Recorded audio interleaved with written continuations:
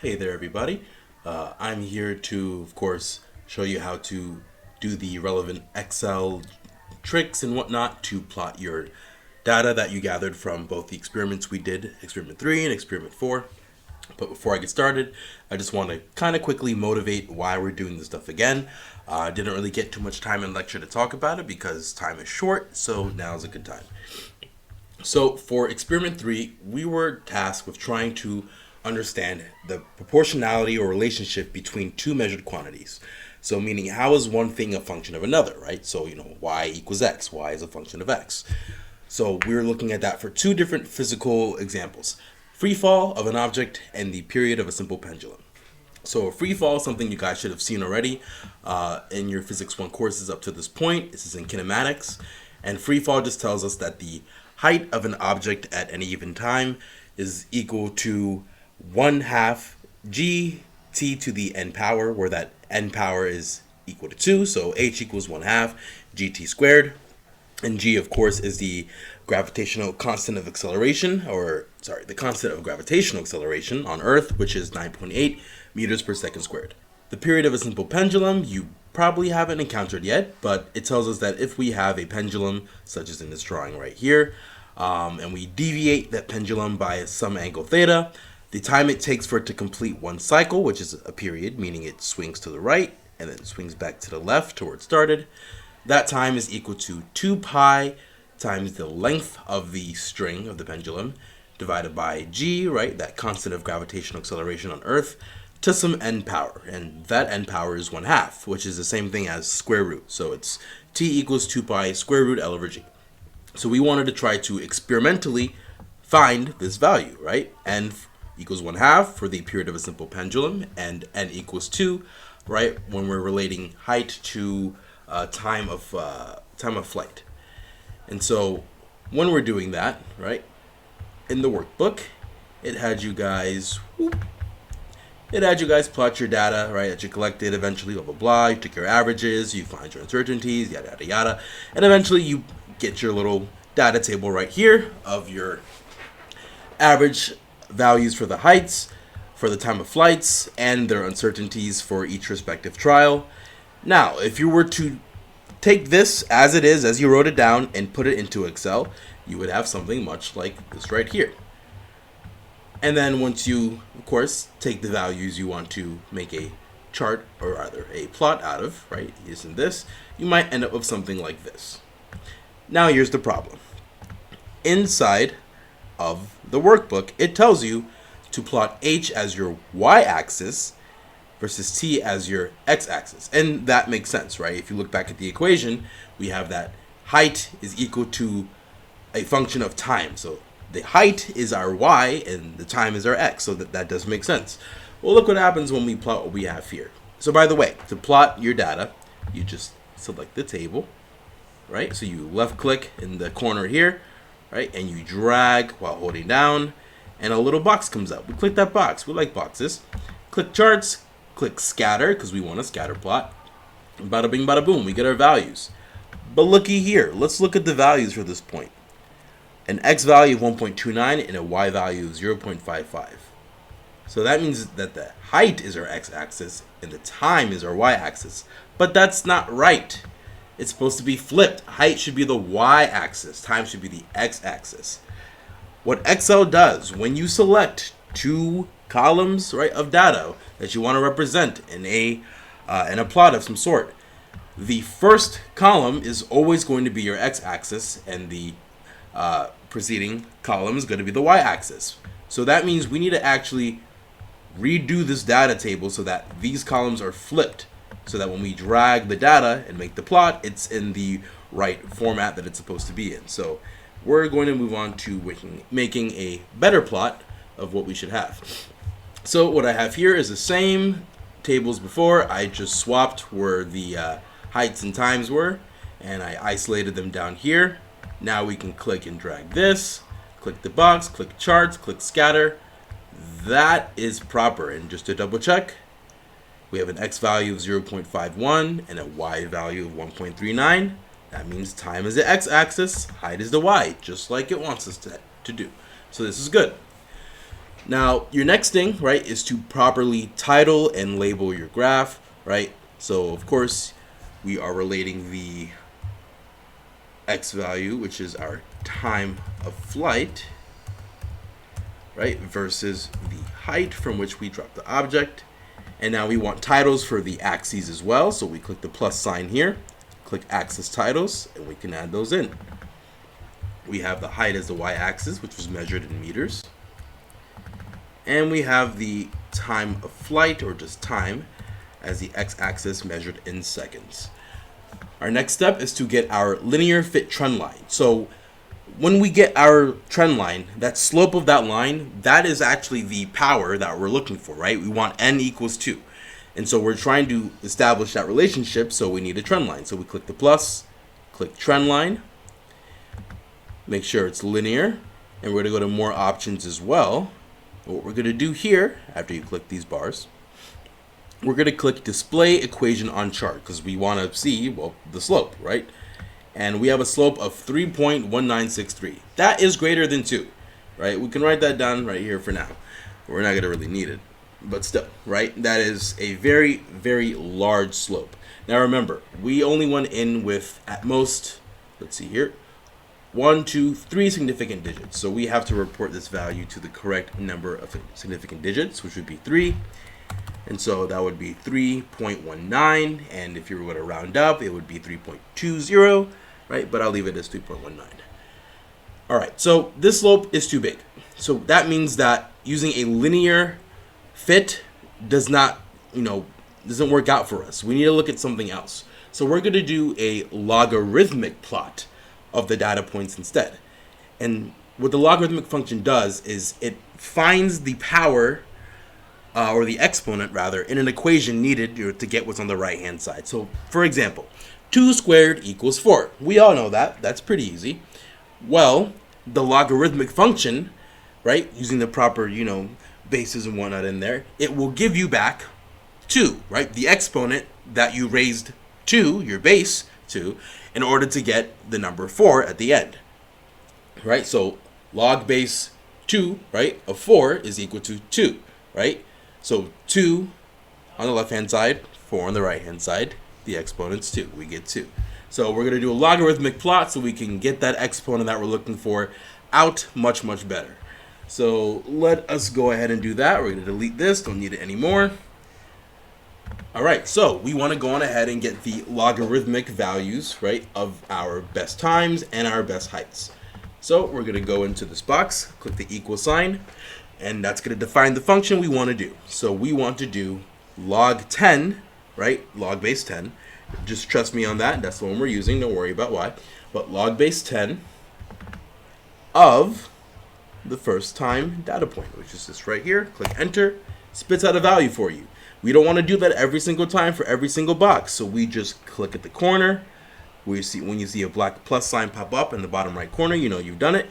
Click and drag all the way down, and it does the same function for every single point in the data table above us, and you can double check by double clicking in each box and making sure that it did it.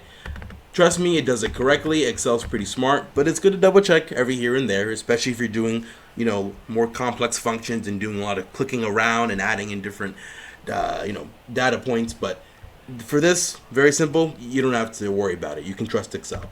So we do the same thing for our log of h best. So equals log 10. Double click.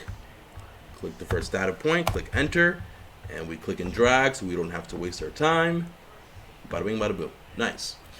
All right, now we need the uncertainties for the logarithmic versions, right, of these data points. And we have the equation literally right there. Take your uncertainty in t divided by the t best, right, and you'll get the logarithmic uncertainty that we need for these data points. Unfortunately, there's no dedicated function in Excel for doing that, so we just click the equal sign and we do it manually. So that's going to be, let's see here, go up to the data table up here instead. So for the first data point, that is delta t divided by the t best for that particular uncertainty. Click the equal sign. We did it right. We click and drag, right? We double check to make sure. It did the same thing for all the others, which it did. And we do the same thing for the height as well. So click divided by that one, enter, and click and drag. All right, we are now ready to plot our new values of the data points that we had before. So we click and drag those two columns, click the box, charts, scatter, and there we go. There's what we're looking for. All right, so we want to do the same thing we did before, which is create the title, get the trend line, blah, blah, blah. So I'm going to do all that, and you just sit tight. All right, so now we have our plot properly titled, labeled. We have the trend line going through. It's linear, and we have the equation of that line on the plot, so we can look at the slope. And now we have a slope of 1.1746. This is less than 3, but it's also less than 2, which, is a number we're looking for. So this is not quite, correct, but that's okay. It's an experiment, right? We were humans. Errors propagate. This is how they show up in our data. But we're not done. We can't report, right, this M best measurement completely yet, right? We need to get M measured.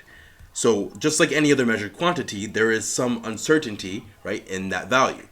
And, for the time of flight and for the height, we calculated that uncertainty by taking the maximum value, subtracting the minimum value, and dividing that by 2. Well, we have to do the same thing for the slope. So we need a maximum slope, a minimum slope that we can throw into that equation. So for now, we can just write down our M best. So 1.1746. Just write the whole thing out. That's all right. Now, in order to get our maximum and minimum slopes, we need to use error boxes. And to use error boxes, we need error bars. What are error bars? They show you the uncertainty in the values, right, that you have. And so we're going to create error bars on our plot and plug in these uncertainties so we can see, right, the length or the range of values that those data points could have taken on, right, given, what we calculated.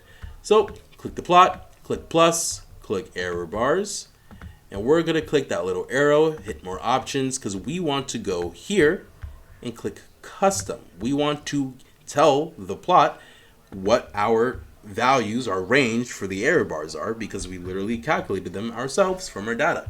So we click that out of there, put the equal sign back.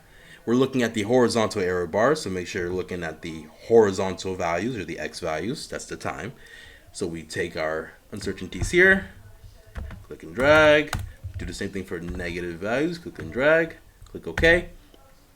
Now we've got those error bars properly represented. Going to do the same thing for the y-axis, the vertical error bars as well. So click the vertical error bar there. It'll switch the formatting screen stuff over here. You click custom, specify value, blah, blah, blah. You get the idea now.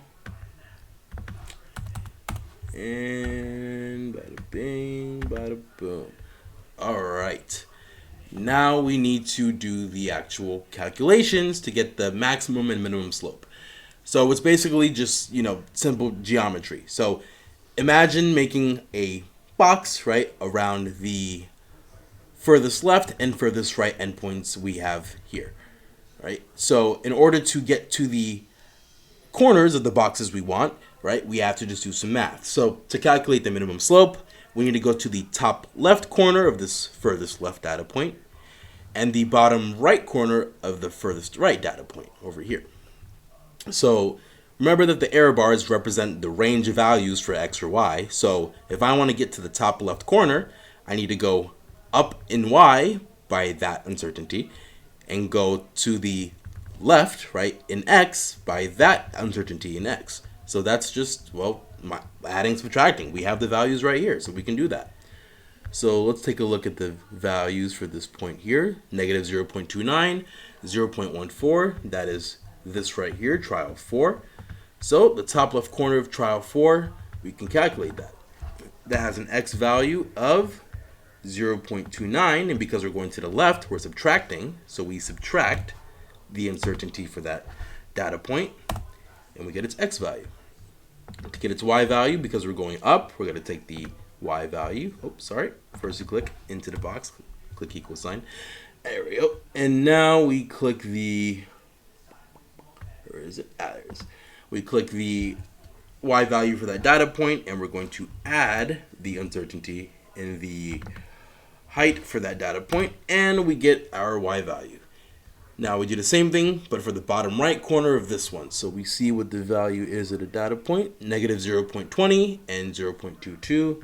That is our first trial right here. So to get to the bottom right corner, because we're going to the right, we're going to take our x value, and we're going to add the uncertainty for that x value. And because we're going to the bottom right, we're going to go and subtract the uncertainty of the y value from the value of the y at that point. So this minus this gives you that. All right, so now we can calculate the minimum slope. So the minimum slope, or the slope equation rather, is y2 minus y1 divided by x2 minus x1. Hopefully you remember that. It's a very easy thing we do, right, in algebra, right? You should know that. Cool. All right. Unfortunately, Excel does not have a dedicated function for calculating slope, so you have to do it manually. And I like to make sure Excel preserves order of operations, so I use parentheses for the quantities just to make sure it does it right. So our y2 is right here, so we click minus y1, close parentheses, divided by x2 minus x1. And we get our minimum slope. Now we're going to do the same thing for the maximum slope. For the maximum slope, you just switch the corners. So now you need the bottom right corner of trial 4 and the top left corner of trial 1. And I'm just adjusting what I had written here because I had that wrong. That's my fault. All right, so you just do the same kind of math you did again, right? So we're going to the bottom right corner. So if you're going to the right, you add. To the left, you subtract. You get the point. All right, so after using the error box for the maximum slope, we get our x and y values as seen here, and we get a maximum slope of 16.67, blah, blah, blah. So now that we have our maximum and minimum slopes, we can plug them into the absolute uncertainty equation for the slope. And of course, right, Excel, again, has no dedicated function for doing this particular calculation, so you just do it manually. And again, I like to preserve order of operations, so I use parentheses. So we've got equals, start with your function, parentheses, m max minus m min divided by 2, and then there we go. Now remember that when you are actually reporting your uncertainties, they are preferably, given up to one significant digit, but for the most part, it can't be more precise than the measurements that you started with, which for us would be up here, which was 2, you could say 3, right, significant digits. So this number to 3 significant digits, or 3 significant figures, and of course you have to round, 6.389, so the 9 rounds the 8 up to a 9, so 6.39, and it's the absolute uncertainty, so you just take the positive value of that, 6.39.